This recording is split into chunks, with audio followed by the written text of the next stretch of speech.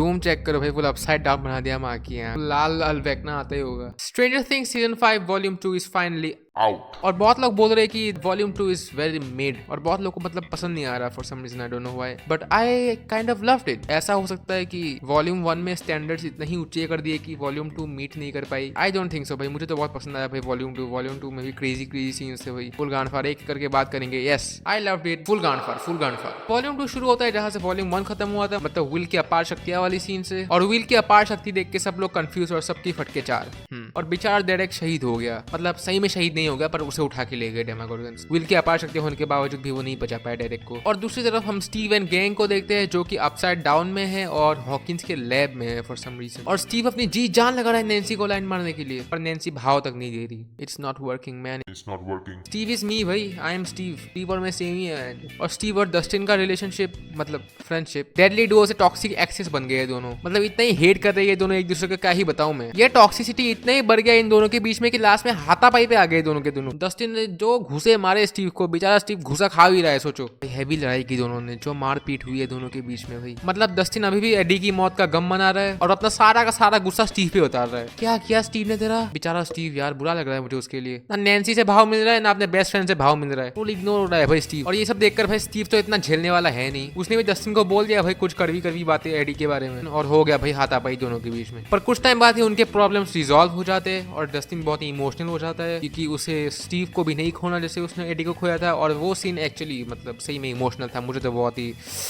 रो दिया मैंने सही में बोलूँ तो। मतलब हाँ, बहुत ही इमोशनल था वो सीन। डस्टिन भाई ट्रॉमाटाइज्ड है कि नहीं बेचारा, और उसे स्टीव को नहीं खोना भाई। और यहाँ पे स्टीव किया जान लगाने के लिए रेडी है नैन्सी के लिए। मतलब लड़कों का ऐसा ही है, एक दूसरे को कितना भी लात घुसा क्यों ना मार ले, 5 मिनट के बाद भाईचारा दिख ही जाता है। बट या भाई आई एम रियली हैप्पी कि दोनों की दोस्ती जो है पहले की जैसी हो गई है। I am very happy about that. और एक तो ये नैन्सी और जॉनथन भाई, दोनों के दोनों एक नंबर के मूर्ख। इनको कौन याद दिलाएगा कि ये अपसाइड डाउन में और इनके चाचा के घर में नहीं है। मतलब यार रिलेशनशिप वाले प्रॉब्लम घर पे सॉल्व करके आओ ना, अपसाइड डाउन में क्यों कर रहे हो तुम लोग। बट नहीं भाई, अपसाइड डाउन में आके राउंड टेबल कॉन्फ्रेंस करेंगे दोनों के दोनों कि हमारे रिलेशनशिप में क्या प्रॉब्लम चल रहा है, बात करते आओ क्या होगा इन दोनों का भाई। और एक तो ये नैन्सी भाई, क्या कैसी बंदी है, कैसी लड़की है भाई ये। मतलब पता है भाई तूने गोली से वेकना को एक बार मार के रखा है, पर इसका मतलब ये नहीं कि कुछ भी दिखे तो ठोकना शुरू कर देगी भाई। कुछ भी प्रॉब्लम होता है ये गन से ठोकना शुरू कर देती है। क्या सीन है भाई इसका, जो दिखे वो ठोक देती है भाई। इसी गोली ठोकने के चक्कर में दोनों के दोनों मरते मरते बचे है भाई, मरते मरते बचे। तो हाँ भाई, वॉल्यूम 2 में तो जॉनथन मरा नहीं, और जॉनथन नहीं मरा इसका मतलब ये नहीं कि ये लोग स्टीव को मार दे भाई, तब तो हो ही गया। और एक तरफ ये विल और रॉबिन, इन दोनों को बस चांस चाहिए, जहां मिले वहां ये लोग गे लेस्बियन वाली बातें करना शुरू कर देते। मतलब भाई दुनिया खत्म होने को है, बाद में बात कर लेना इसके बारे में, पर नहीं, हम तो गे टॉक्स करेंगे। इनकी गे टॉक्स खत्म ही नहीं होती, मैं गे हूँ, तू लेस्बियन है, ये वो है, वो ये है। मतलब भाई चुप हो जाओ यार, दुनिया खत्म होने को है, तुम लोग क्या ये गे लेस्बियन वाली बातें कर रहे हो। मतलब इन दोनों का ये सीन ने भाई दिमाग खराब कर दिया। बाय द वे अभी विल अपनी पावरफुल एक्सट्रीम लेवल पे यूज कर रहा है, क्योंकि अभी विल वेकना के अंदर भी घुस सकता है। आज के टाइम वेकना को फुल कंट्रोल कर सकता है विल के पावर्स, अभी फुल एक्सट्रीम लेवल पावर हो गए भाई विल के। और भाई सही में वेकना की भी फूटी किस्मत, मैक्स को फाइनली मारने जाता है और विल वेकना के अंदर घुस के उसके पैर फोड़ देता है। ले मार ले मैक्स को, ये मैक्स फिर से भाग गई उसके हाथ से। पर फिर वेकना विल को बोलता है कि बकचोदी मत कर लौड़े,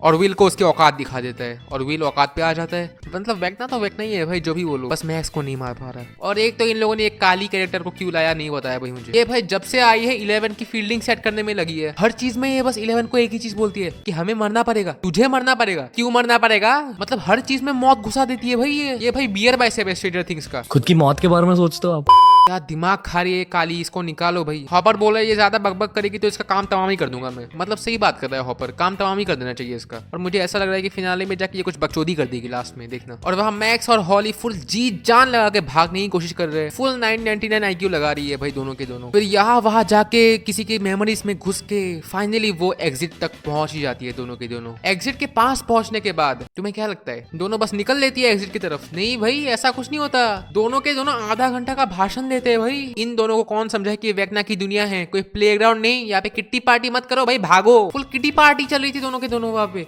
सामने एग्जिट है, पर नहीं, हम तो बात करेंगे आधा घंटे तक। एक तो ये मैक्स मरते मरते बचती है हर बार, पर अभी भी इसको बकबक ही करना है, ऐसा नहीं कि भाग जाओ। पर फाइनली भाई भगवान की कृपा से दोनों के दोनों एग्जिट पे निकल लेते हैं। मैक्स तो बच जाती है, पर भाई हॉली की फील्डिंग सेट हो जाती है। पूरे सीजन 5 में भाई सबसे ज्यादा ट्रॉमाटाइज तो ये बच्ची हुई है। वेकना ने जो ट्रॉमा दिया है इस बच्ची को भाई, मुझे तो बुरा ही लग जाता है बेचारी के लिए। सोचो बेचारी आसमान से गिर रही थी ना, वो स्टीव स्टीव था ना कोई और था, वो हॉली थी भाई। और वेक्ना अगर हॉली को खींच के ना ले जाती तो हॉली का काम तमाम था एक्चुअली। तो डब्ल्यू वेक्ना फॉर डेथ, वेक्ना ने बचा लिया बच्ची को। एंड बाय द वे भाई, जस्टिस फॉर स्टीव बीमर भाई, उसका इतना लॉन्ग लास्टिंग बीमर भाई, उसका BMW फाइनली सेक्रीफाइस हो ही गया लास्ट में। और बाय द वे ये वाला मोमेंट बहुत ही ओवरवेलमिंग था जब डस्टिन और Steve heart to heart talks करते हैं लास्ट में, और स्टीव बोलता है कि मुझे एडी के बारे में ऐसा नहीं बोलना चाहिए था, और डस्टिन बोलता है कि कोई बात नहीं, और दोनों हक करते हैं एक दूसरे को। और फिर जो आइकॉनिक लाइन है वो बोलते हैं, if you die I die, no die भाई, दोनों को नहीं मरना, क्या यू डाई आई डाई, मत मारो भाई। अबे यार इन दोनों में से अगर किसी एक को मार दिया ना भाई, हो गया मेरा भाई, लौड़े का एंडिंग हो गया तब तो भाई। You die I die, I no die, leave,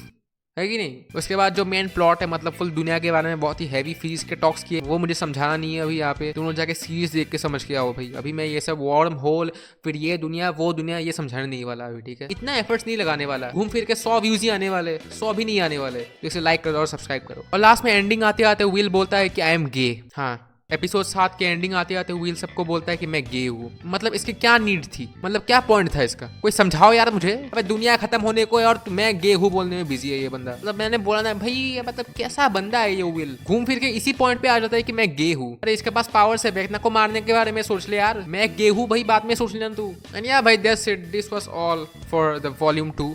अच्छा ही था, आई लव्ड इट। अगर मैं बोलूँ मेरे फेवरेट मोमेंट्स क्या है, तो मैं बोलूंगा डस्टिन और स्टीव का इमोशनल वाला मोमेंट मुझे बहुत पसंद आया, और जब विल वेक्ना के अंदर घुस गया था वो वाला मोमेंट भी मुझे बहुत अच्छा लगा। And overall it was great, you know, but I am finally waiting for the finale. और कुछ क्वेश्चंस जो है वो बाकी है, और फाइनली कौन मरने वाला है, कौन जिंदा रहने वाला है। और मेरे पिछली वाले वीडियो से एक थ्योरी गलत हो गई है कि जोनाथन मरने वाला है और स्टीव और नैन्सी का पैचअप होने वाला है। प्रॉब्ली नॉट, मतलब हो भी सकता है, आई डोंट नो, अगर वो लोग स्टीव को ना मारे तो। और कुछ लोग बोल रहे कि उन दोनों का ब्रेकअप हो गया, पर मुझे वो सीन समझ ही नहीं आया। नैन्सी और जोनाथन वाला सीन कुछ समझ ही नहीं आया। माँ की आग, ब्रेकअप हुआ, प्रपोजल था, क्या था मुझे नहीं पता। तो देखते हैं भाई मेरी थ्योरी सही होती है या गलत होती है। तो that's it for this video भाई, लाइक एंड सब्सक्राइब कर देना। मिलते हैं नेक्स्ट वीडियो में, तब तक के लिए बाय।